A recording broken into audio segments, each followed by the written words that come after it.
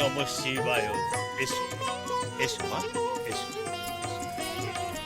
ওম নমঃ শিবায়, ওম নমঃ শিবায়, ওম নমঃ শিবায়।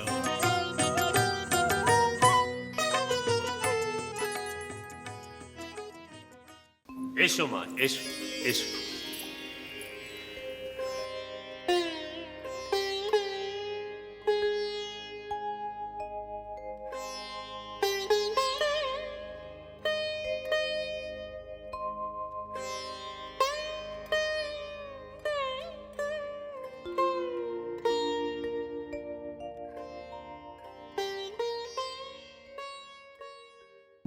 কি আশ্চর্য!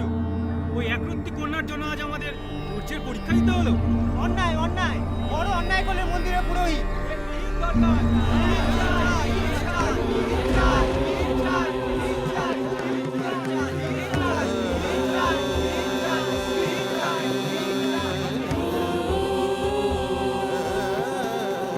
নমঃ শিবায়, ওম নমঃ শিবায়, ওম নমঃ শিবায়, ওম নমঃ শিবায়।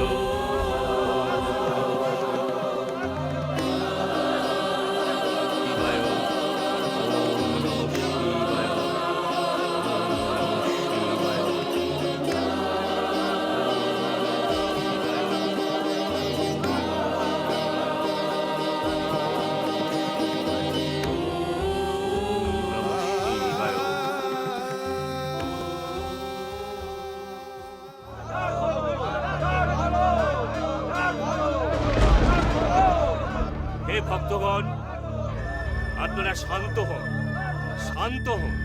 শান্ত হওয়ার অবস্থায় আমরা নেই। ধৈর্যের বাঁধ ভেঙেছে আমাদের। আমাদের উপেক্ষা করে প্রধান পুরোহিত এক সামান্য শিশুকন্যাকে নিয়ে মন্দিরে প্রবেশ করলেন কেন? ওই কন্যা সামান্য নয় মুনিবর, পার্বতী দেবাদিদেব মহাদেবের পরম ভক্ত। মূর্খ!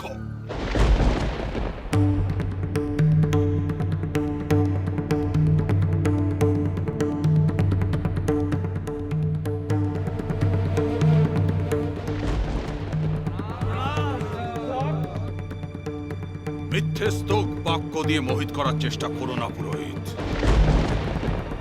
ওই কন্যার শিব ভক্ত হবার কোনো যোগ্যতাই নেই। প্রণাম ঋষি দুর্ধর। আমার থেকে মহেশ্বরের পরম ভক্ত এই জগতে আর কেউ নেই। দীর্ঘদিন শিব সাধনায় নিযুক্ত ছিলাম আমি। আজ শিবরাত্রির পুণ্য লগ্নে শিবলিঙ্গের মাথায় জল ঢেলে সেই তপস্যা ভঙ্গ করব। কিন্তু মুনিবর, তো পার্বতী পার্বতী ওই শিশুকন্যাই সবার প্রথমে ওই শিবলিঙ্গের মাথায় জল ঢেলে আরাধনা করে, তারপরে অন্যান্য ভক্তরা আরাধনা করে। এটাই নিয়ম, অনেক দিন ধরে চলে আসছে। নিয়ম?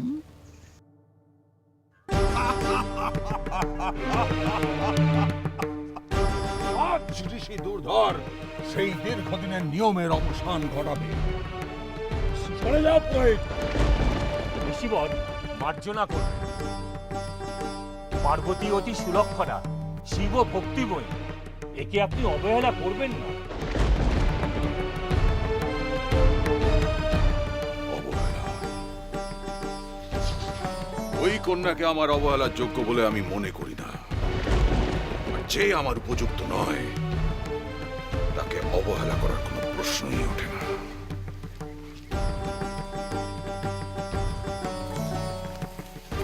তাই কন্যার পরিচয় কি?